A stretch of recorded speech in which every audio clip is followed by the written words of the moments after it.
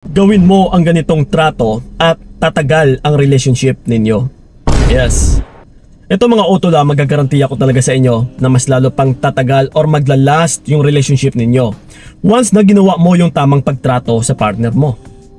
Kasi karamihan din, lalong-lalo na talaga sa mga kababaihan, is pumapasok sa relasyon pero hindi nila alam kung ano yung magiging silbi or magiging role nila. That's why mas lalo pang nasisira yung relasyon.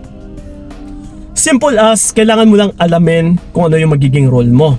So kung ikaw bilang isa na babae, is dapat huwag kang lumabas sa feminine frame mo.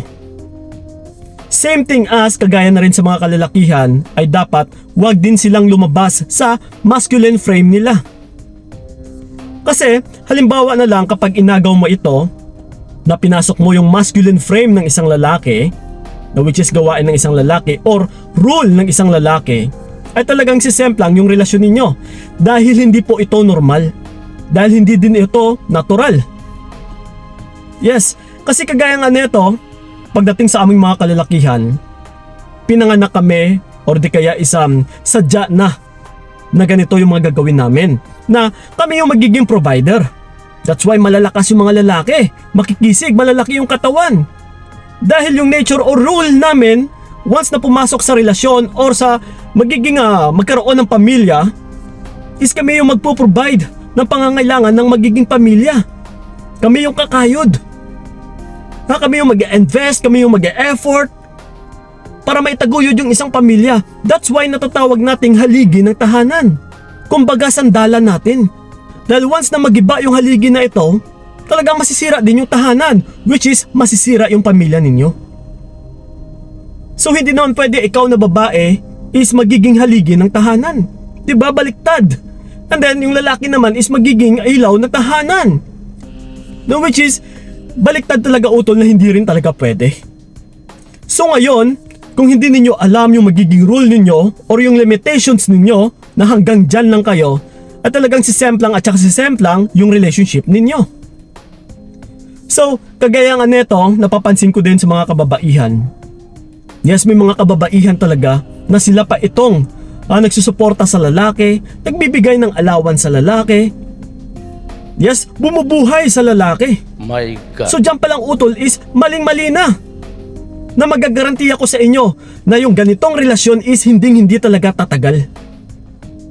Yes, kasi magiging batugan yung isang lalaki. Ibig sabihin ay inagaw mo yung rule niya. Na instead na siya sana itong gagawa o siya sana itong kikilos is hindi na. Kasi inagaw mo na ginagawa mo na para sa kanya. So talagang mas lalong magiging tamad yung partner mo.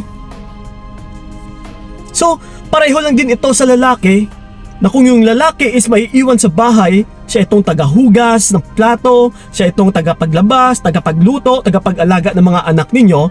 Trust me mga utol, ikaw mismo na babae, what if someday kung magkasakit ka, kung hindi mo na kaya magtrabaho? Diba? So paano kayo ngayon? Nga, dahil yung partner mo na lalaki is batugan, sinanay mo na ikaw itong kakayod. Na mas madali ka talagang mapagod kasi hindi naman talaga yun yung nature mo eh. Compare mo sa lalaki na malalakas, makikisig. Na kahit aabutin pa ng ilang taon, na kahit tumatanda na nga, isang kilos kalabaw pa din. Dahil yun talaga yung nature namin. Yun yung mga gawain namin. So again mga utol, para mas lalo talagang tatagal pa yung relasyon ninyo, respetuhin ninyo yung nature ng bawat isa, ng babae at saka lalaki. Huwag mong pilitin yung partner mo na ipagaya sa'yo. Dahil magkaiba yung lalaki at saka babae. Magkaiba yung rule or yung gawain ng bawat isa. Okay? So you should know your limitations, utol.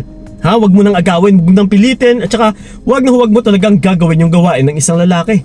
Dahil dyan at dyan po masisira yung relationship ninyo na mas lalong hindi tatagal. Okay? So na po mga utol, sana'y nakatulong yung video na ito. So lang po, maraming salamat. So ingat kayo. God bless and babush! Sana hindi na lang ikaw ang aking ginusto. Binigay ko lahat para wala kang masabi.